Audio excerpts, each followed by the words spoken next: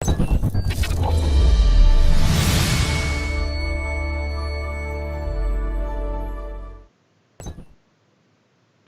California Tamil TV viewers.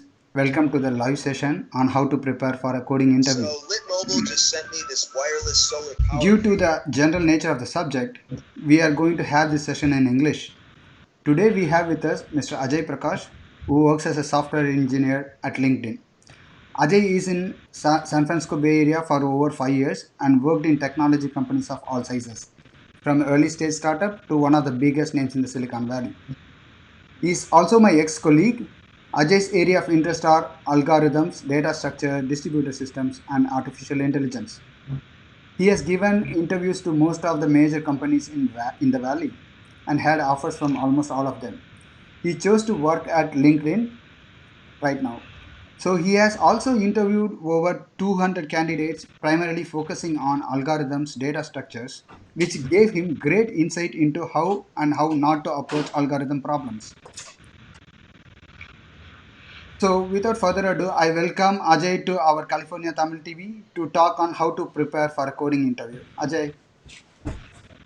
Yeah, thanks, Srini. So that was like a pretty big introduction. So I don't know if that is this thing. So yeah, thanks for that, and yeah, thanks for making this video, taking time interview regarding the interviews like coding interview and all. So yeah, actually even I have been to the same situation of like finding the like how to prepare for interview, finding jobs, and also I wanted to work for like really big companies, so like one of the top tier companies.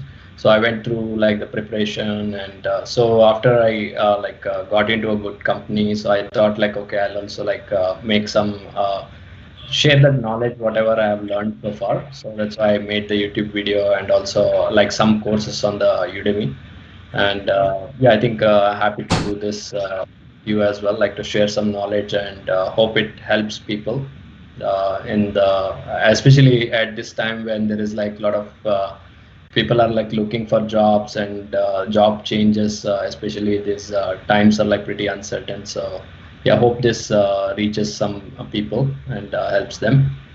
Yeah. Thank you so much, Ajay, for joining. Basically, as you said, right, I see kind of a trend right now. Like some companies are giving layoffs, and some of the companies actually still recruiting. Most of the interviews through phone only, and then I see in my wife's company also last week, like 5 of them joined. So I think it's a nice time. It's not a bad time to prepare for the interview. So nice to have it, Mhm. and I hope our viewers will get benefited from it. So I'll start with my questions. So there are a lot of questions Mhm. lined up. So I just want to start Sure, with my first question. sure. Okay, the first question is basic to start with. What is a coding interview? How does a typical coding interview process looks like? Like how many rounds a candidate have to go through before they get an offer? Yeah, so usually when I say coding interview, it is basically just interview for the developer position. So it can involve like coding and design and behavioral question. But in general, when we say coding interview, so it is for like these companies in Silicon Valley or like in any other tech companies.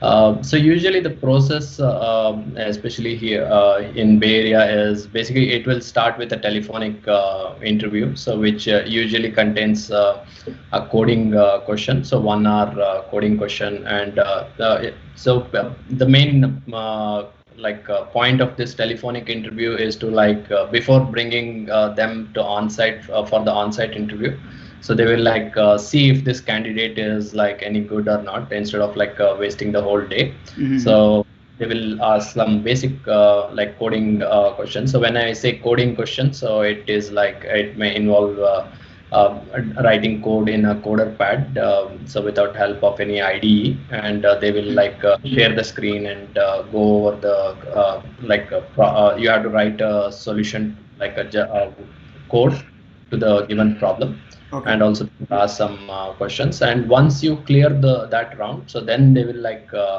bring you on site, And so in the on-site, usually so the whole team or there will be like a lot of rounds. For example, 2 to 4 rounds of like algorithm and data structure interviews, which we call as coding interviews. So Mm-hmm. each one of them is around at least 45 minutes to 1 hour. Mm-hmm. For example, like in Google, LinkedIn, we have 3 rounds of coding interview, Okay. which involve like whiteboard coding, Mm-hmm. and so where we will be asked for nothing but just algorithm or data structure problems. Okay. And there will be a design interview, like 1 or 2 rounds of design interview Mm-hmm. where you are asked about like how do you architecture a big system, like using big data technologies or like just whatever expertise or like whatever area you are in. For Mm-hmm. example, if you're a mobile developer, you'll be asked on like how to develop an application, what is the architecture of that, or if you are into like applications development, so they will ask like how the things work. And or if you're a data engineer, they will ask like all the data pipeline and those kind of stuff. So you need to like have a big picture and like discuss the pros and cons of different technologies. Okay. Okay. And then there'll be like 1 or 2 rounds of behavioral interview where they will want to judge your culture fit, or like how do you work as a within a team, like whether you are a team player, or how do you like deal with the conflicts in the team. So these kind of behavioral interviews. Oh, nice. So you are saying like about 6 rounds of interview on an average from telephonic Yeah. offer? So for yeah, so usually in like LinkedIn or these companies, they have 8 rounds, which is Mm-hmm. like pretty extensive. But yeah, at least you can expect anywhere between like 4 to 8 rounds of interview. Oh, nice, nice, nice. Okay, thank you. So when we are talking about the coding interviews, especially it's very intense, we have to prepare a lot. Sometimes a lot of people get confused, like they don't know where to start. So generally, what do you suggest? You have interviewed a lot of people. So where to start for interview preparation and how to start? Yeah, yeah. So actually, like as you said, it is very intensive, and also this is like a wide subject, as in like all the there is like so many different questions. But I think there are some like well-known like resources that most people use. Mm-hmm. So one is Lead Code. Okay. So Lead Code is a website which has like problems from all the different companies. Mm-hmm.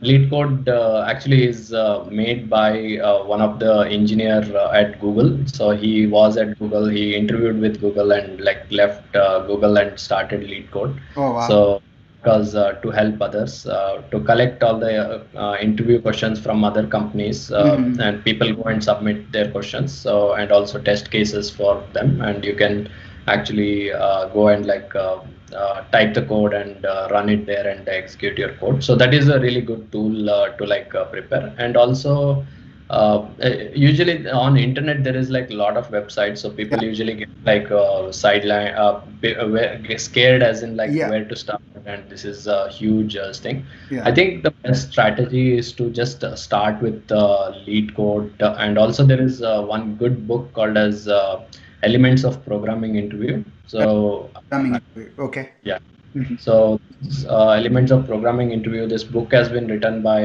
engineers from Facebook Mm-hmm. who used to take interviews at Facebook, and they actually like wrote this book about what all different things are there. So I think that is like one book that you, if you like do it from like cover to cover. So I think like you can crack most of the interviews in like the Bay Area. Oh. Because I mean it's also hard to like cover the end to end, but I feel like that is a pretty extensive list of things. Okay. So that is a good question. I mean that's also a good resource. And also there is geeks4geeks.com, which is also very popular. But the thing with Geeks for Geeks is it is like an ocean of Oh. like information so you don't know where to start. I think best place would be to like start with elements of programming interview, and also then go to lead code and practice the like lot of problems. Okay. And also I've made YouTube video about like all the lead code, how to use lead code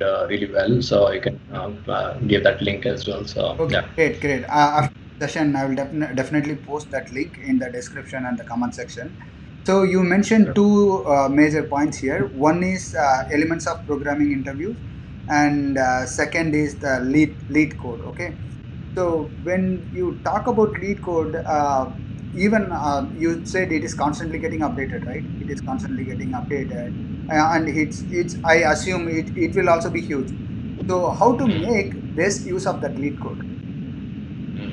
Yeah, so basically in lead code, so if you go to lead code, there is like 1,400 interview questions. Mm-hmm. So you know like where to start. I think there are, but good thing is they are organized into like different in a certain way. Like for example, difficulty level. So Mm-hmm.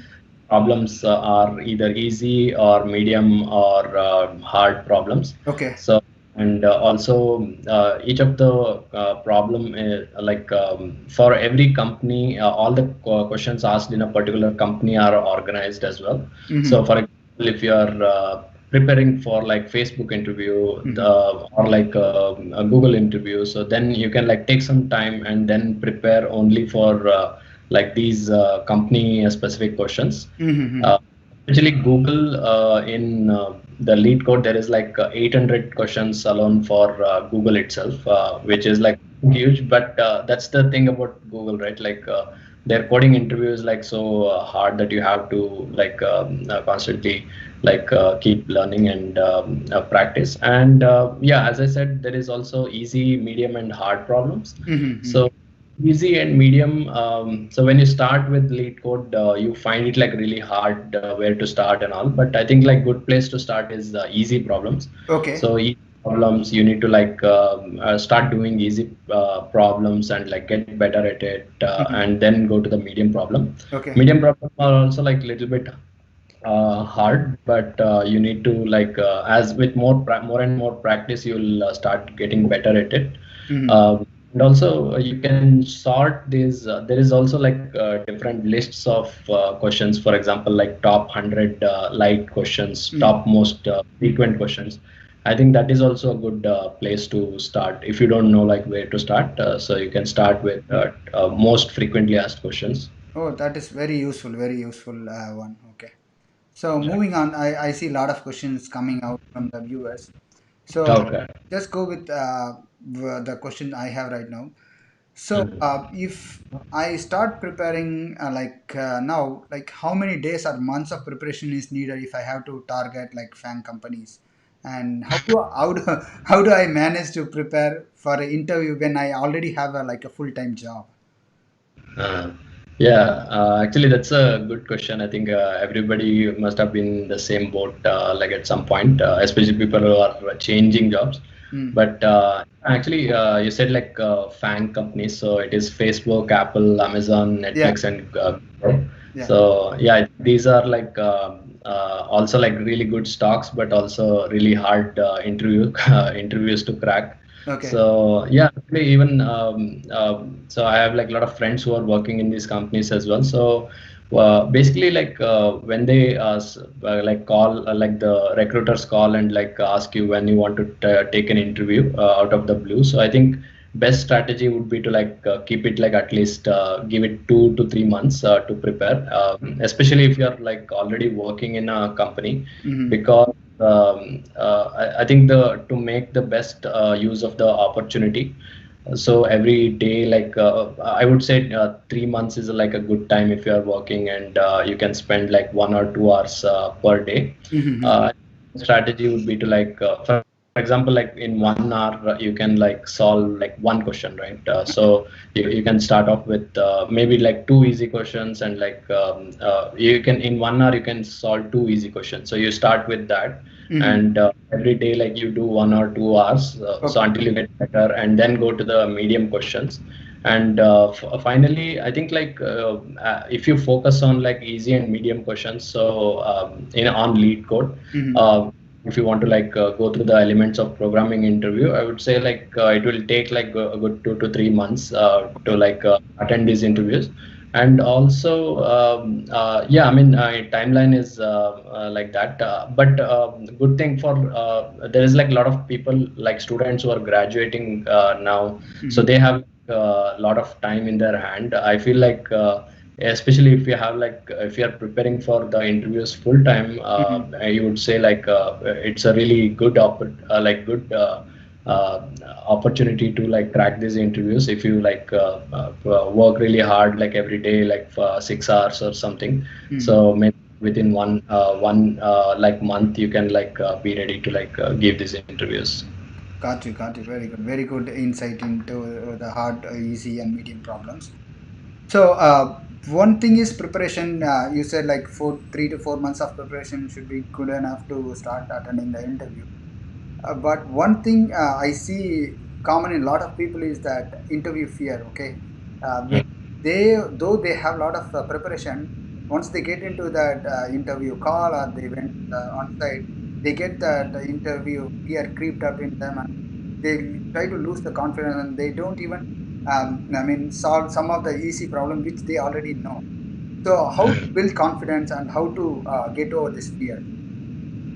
Yeah, actually, this is a very common thing. Like even I used to face like a lot of this things. I think it's mainly whenever you like how much ever you practice and do like really good preparation. So when you go to the interview, you feel really nervous, and so that's like really common. I don't think like you can actually like ever come get over that fear, but I think what has worked for me is so whenever before going to these like big companies, so I used to make sure I go for like small like startups and interview there, Okay. like give companies interview which are like not so big.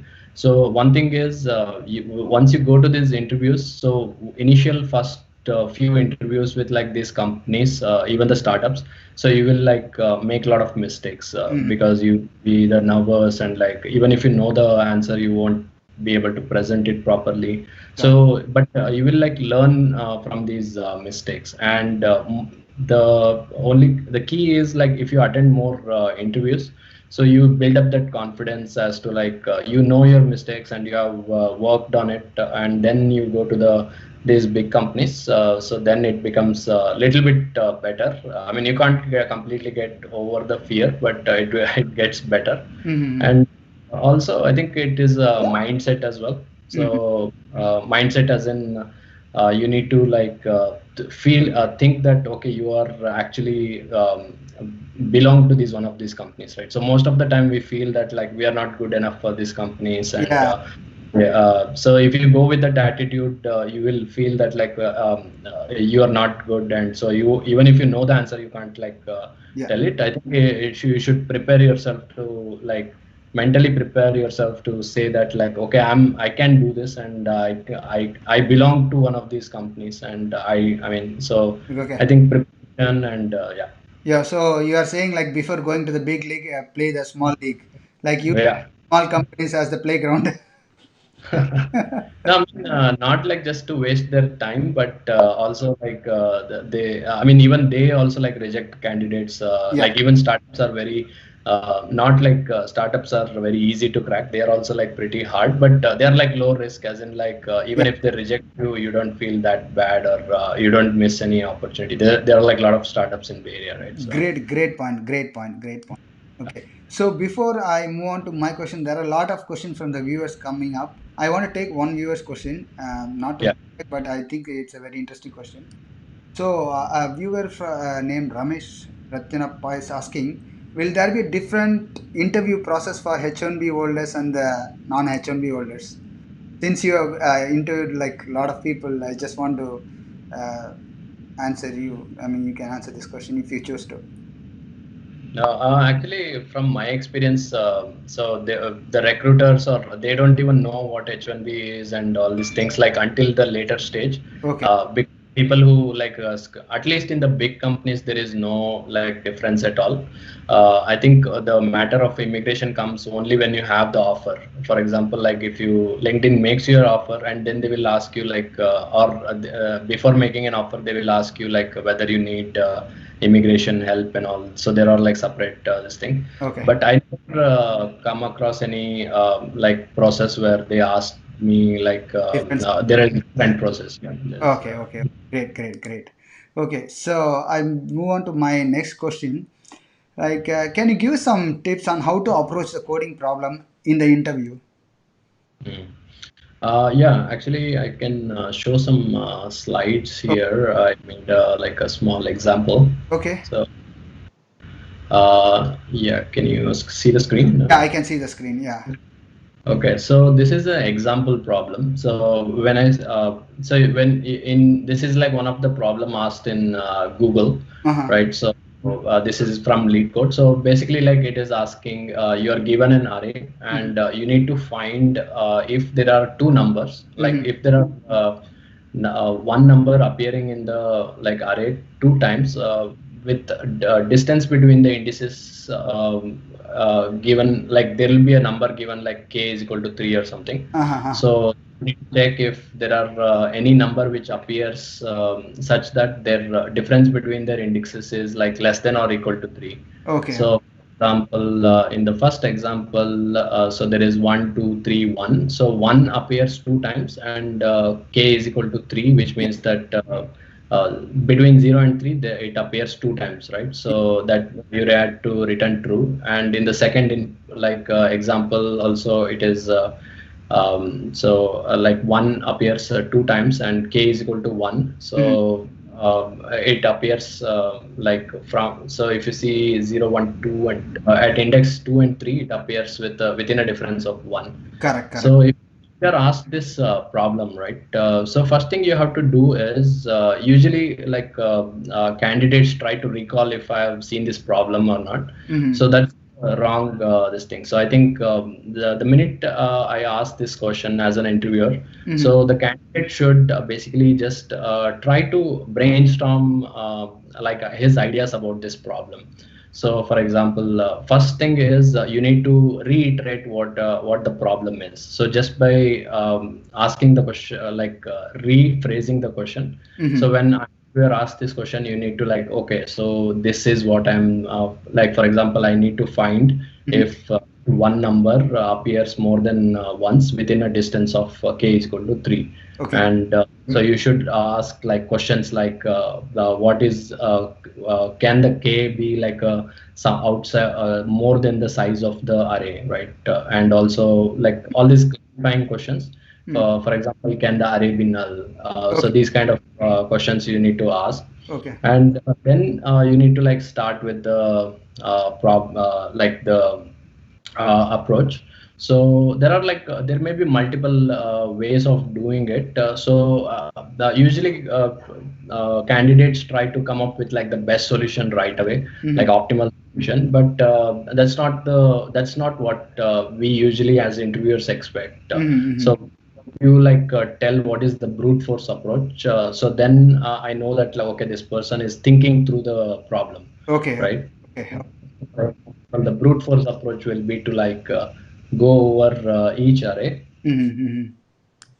So go over, for example, this is the input. So the brute force approach will be to like start with like the one element and check every other element in the array Okay. and see if there is one appears and check if the condition exists. If so, return true or go to the next one. So for example, one will be compared with everything, Mm-hmm. and when you find one, so you can check if one is equal to one, but the index difference between the index is 3, which is more than 2, like k is equal to 2 here. Yeah. So it falls. So you go to the next one and you didn't find the answer. So this is like a brute force solution. So basically you need to draw this on the board. So usually all the coding interviews are Okay. on the board. So one thing that really helps is Mm-hmm. instead of like thinking through in your own mind, so it really helps when you like take the this thing and start with an like sample input and working through this, and so that like it builds while you're conversing with the interviewer. Mhm. So if it is like instead of just standing there and like keep thinking, so if you work it out on the whiteboard with like so you can like feel free to like draw anything like arrows and stuff. So it shows the interviewer that you're actually like thinking through the problem. Got. So once you give the brute force solution, so you need to like rethink. Okay, so this is a brute force solution, and so here the time complexity is O of n square. So time and one of the key aspect of coding interview is analysis of the algorithm. So they want you to like analyze the algorithm and like see what is the time complexity, space complexity of this. Okay. So I have like a few resources I can give you to like prepare for that. But yeah, you say that like O of n square. Okay. And so after this point, right? So usually candidates, what I've seen is they start to write the code right away. Mm-hmm. So they to code. So that's not the like right approach. So usually I don't like the candidates who try to like start writing the code right away, because anybody can write the code, but the problem is you have to think what we are interested in is like how are you thinking through the process. So I don't like really care much about how you write the code, but how you are thinking through the problem. So Okay. then once you land on a brute force approach, so then you need to like think through further, like how can I improve this approach. For example, in this problem, so instead of like this brute force approach, so instead of starting coding with this solution, you can think through like, okay, can I make it better? For example, in previous one, so we used to check each number with the other numbers. So instead, we can just like save indexes. For example, like 2 is at 1 and 3 is at 2 and Okay. 1 3. So you can do one pass and then check each of them, and like here 2, so 4 and 6 is there are indexes, so you can actually like say that it is at 2. So then you have a like a linear solution, right? So so once you land on this solution, like a better solution, then you start write the code, Great. right?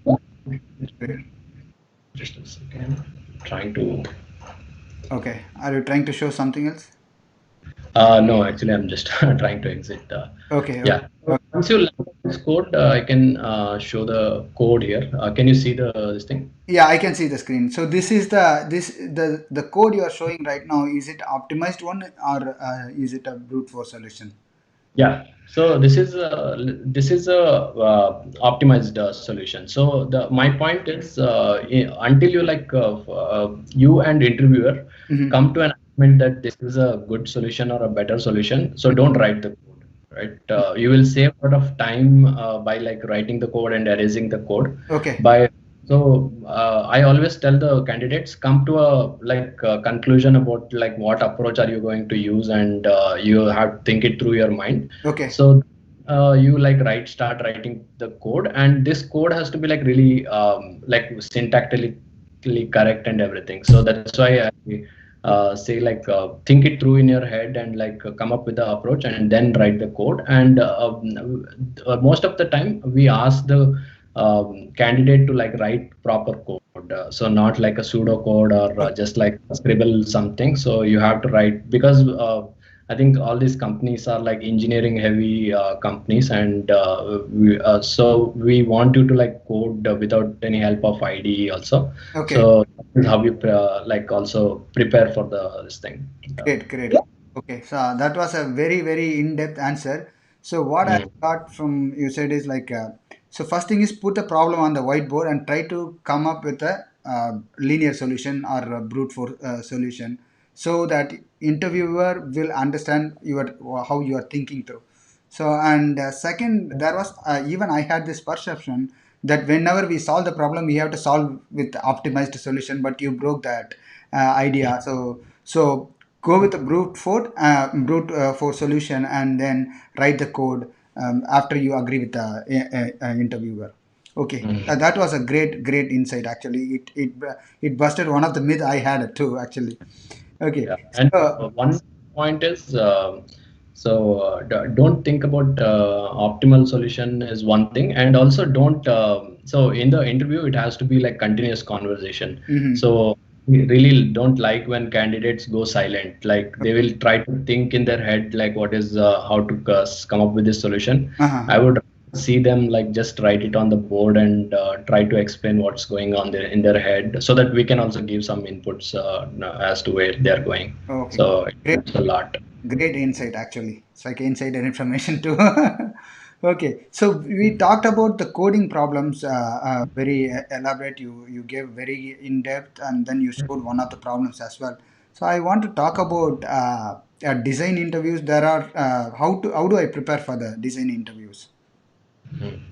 Yeah, so usually design interviews is based on your domain of expertise. So if you are a mobile developer, then you are expected you'll be asked like a design specific to like mobile apps, and also some companies expect you to be like a general engineer, but and also there is like one suggestion I want to give is like there is no shortcut to this design interview. I think more you read about the designs, so like more you understand the design, the Mhm. better engine like you will be able to like better tackle this interview. Okay. So where to read this design knowledge is basically every company has put out a lot of their design in journals or like blogs. So for example, LinkedIn has LinkedIn engineering blog, Google has Google engineering blog, Facebook, everyone has their engineering blog. Okay. And if you read through those engineering blogs, so you will like learn a lot of really informational things like how do you design a big system, Mm-hmm. how do you how do you tackle challenges like that no other companies have seen before. Mm-hmm. So I best way to think is just go through this, like read as much as possible from these companies, Mm-hmm. and is the best approach. And also there is grokking the design interview. I think there is. I'll send the link later, but that is also a good start. But yeah, for example, I read through like the LinkedIn engineering blog, like completely like 300 articles or something. Okay. So yeah, that's like really eye opener for me. So Wow. yeah. Okay, great. Okay. So, one thing I want to ask is I saw one of your videos about thing we are talking about preparing for the interview. You talked about problem solving mode versus memorizing, Mm. recalling the solution. Can you like a little bit elaborate more on that? How do interviewer know that I am recollecting and doing or problem solving? Uh, so, can you talk more about that? Yeah, that's a really good question. So usually candidates what they do is whenever they are asked the question, so they try to recall if I have seen this question already or not, and we are already under an impression that okay, if I have seen this question, I'll clear the interview, or if I have not seen this question, I can't clear this interview, right? So they won't even most of the time they just like get afraid and not even try solving that problem. Mm-hmm. So I think why I said like there is problem solving mode, but the thing is if you have solved enough problems related to very different topics, for example, if you know hash map, priority queue, and all these things, you don't need to recall memorize these problems. So basically what happens is you will think in such a way that whenever there is a problem, so you will automatically go into problem solving mode where whatever techniques you know, you start applying that and solving the problem. So the way interviewer know it, it becomes very clear to the interviewer that like whether you are trying to memorize the solution or this thing, because usually when you are memorizing the solution, so you try to say that like okay, this question is like some other question, or Okay. I've seen this kind of problem, so I'll use that technique, and like you directly jump into the solution. Okay. So it said I would want you to like explain what your thought process is about the problem instead of if you explain me, okay, brute force this is how you do it in brute force approach, and it is not a good solution. So go for a better solution using different technique. So it is very easy to tell like whether the candidate is like trying to memorize or he's actually knows something about the problem and knows about the techniques. Okay. Yeah. Okay, great. I have like a couple more questions. There are some Mhm. coming in as well, but I want to talk about more about the easy, medium, and a hard problem you mentioned earlier. Um, like based on the question, how like easy, medium, or hard, how much time does the interviewer expect the interviewer to solve this in? Like how much time a candidate is expected to solve these problems? Yeah, so usually coding interviews are like 1 hour interviews. So hard question. So when I said hard question, so usually very previously like a lot of companies used to ask a lot of hard questions, but like we realized that like if we ask hard questions, so we won't know whether because these hard questions sometimes like people took like did PhDs to like solve this problem. So if you have not seen this problem in the interview, sorry, if we have not seen this problem, then you can't solve it in the interview, right? Yeah. So that's why I think like you know, you should spend more time in like easy and medium problems. Try as much as like get to better at it, Okay. and then see the hard questions. Where hard questions is usually makes up to like 15 to 20% of the problems in the interview. Like for example, Facebook. I've seen the data. I can share that later. I also made another video about that, where I like did the analysis of all this data and saw that like only 20% make up for the hard Do problems. you have So that data to show with us for our viewers? If you have, uh, it's okay. Otherwise, it's not an issue. yeah, so I have it here. Oh, wow, great statistics. Yeah. So basically, the graph is showing so like I ordered getting the echo. So what this is showing like which companies ask the most amount of hard questions, right? So for example, like this company startups like Pinterest, Snapchat, Airbnb, they ask like the most hard questions. So if you see, this is like a percentage breakdown.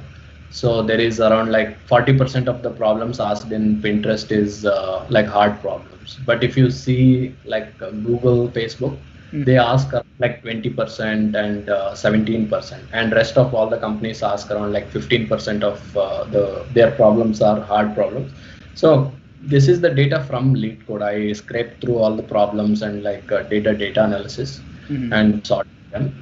So yeah, I think only these Snapchat, Airbnb. I worked in Airbnb for like a brief time, so I we had like a lot of hard questions. So I definitely can attest. Yeah. So, but like for example, LinkedIn has only like 15%. So yeah, I mean, from what I've heard is people like hiring committee asks not to like ask hard questions because it becomes very difficult to like judge the candidate based on that. Correct. So I think most of your time you should like spend on easy and medium problems. I think that is very important statistics and analysis you did. This I think going to help for the people who are working and preparing for the interview. Very Mm. cool. I want to take a couple of viewers' questions. There are a lot of questions coming up. One question from Kadiresan. Could you please suggest which programming language would be the better for coding interviews? Yeah. So one of the good thing about coding interviews is you can choose whichever language you want. Like for example, even if you're an iOS developer who does coding in Objective C, you can still like choose Java as the programming language for your this thing. So I think the answer short version of this thing is usually Java and Python are the most used. Java, C++, and Python are the most common languages people usually prefer.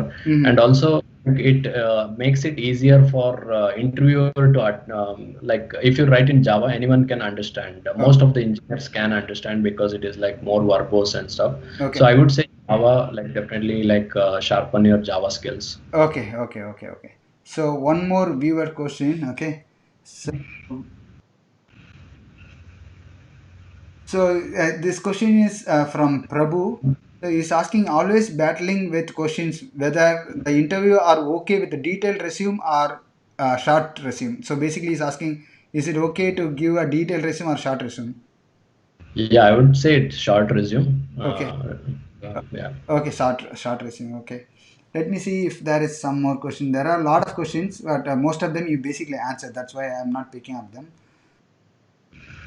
So, how do you differentiate between like a good candidate, bad candidate versus the unlucky candidate? There are sometimes candidates who get stuck with like a hard question. He Uh, becomes unlucky. How do you differentiate as an interviewer?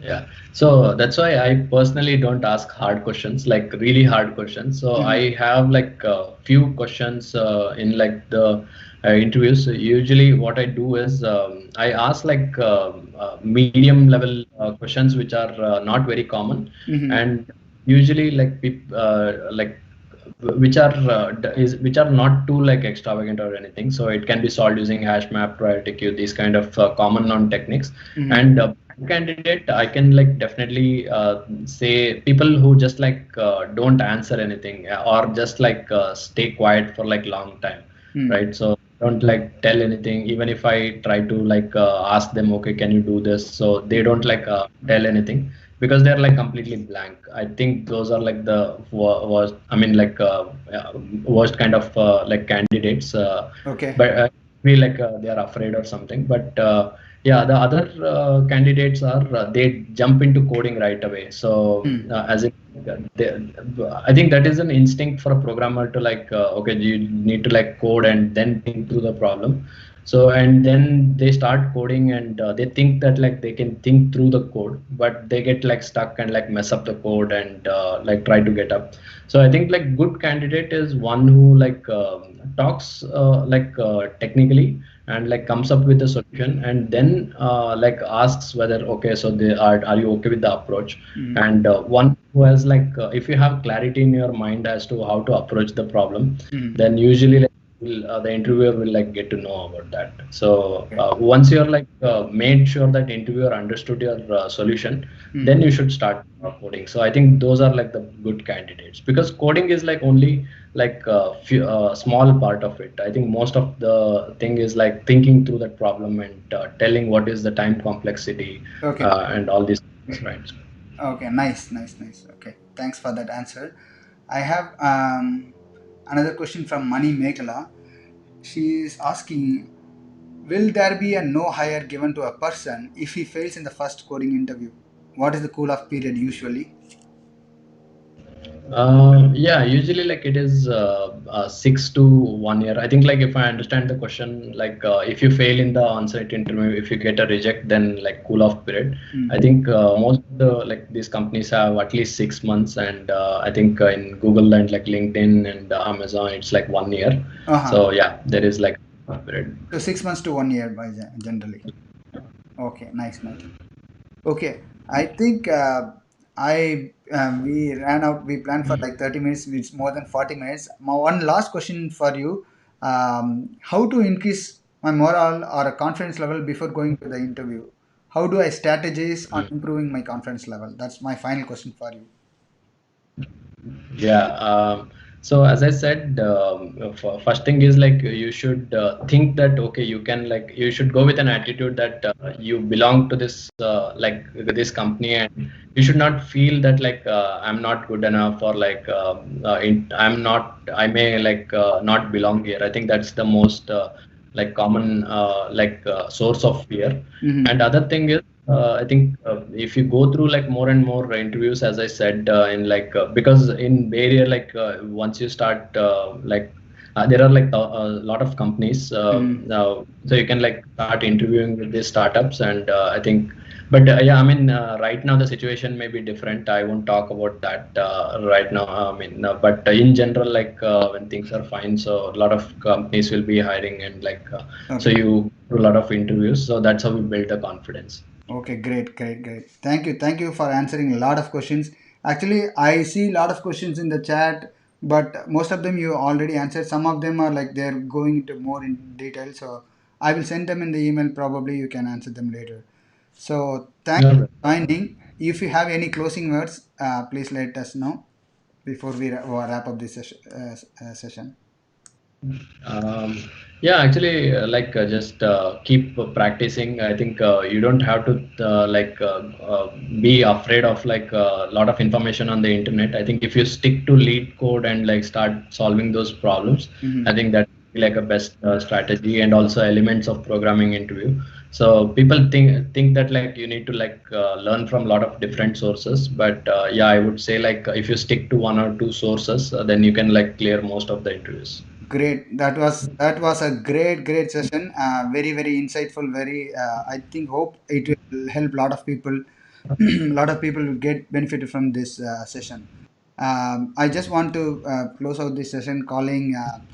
Ajay is my very good friend. He lives here in Silicon Valley. He's also done Udemy course which is called Master the Art of Dynamic Programming. So people who want to, it's one of the best seller in Udemy too. So people who want some discount code for that course, you can email us to tamiltv.bayarea@gmail.com, or you can send a message to our WhatsApp number. It is there in our website itself. So thank you, Ajay, for joining. I will forward those questions. There are a lot of questions. I will forward those questions to you if you can answer them. Thanks for joining. Yeah, thanks, Srini. It was nice talking to you, and like it was. Hope this helps people. Yeah. Thank you. Thanks, Srini.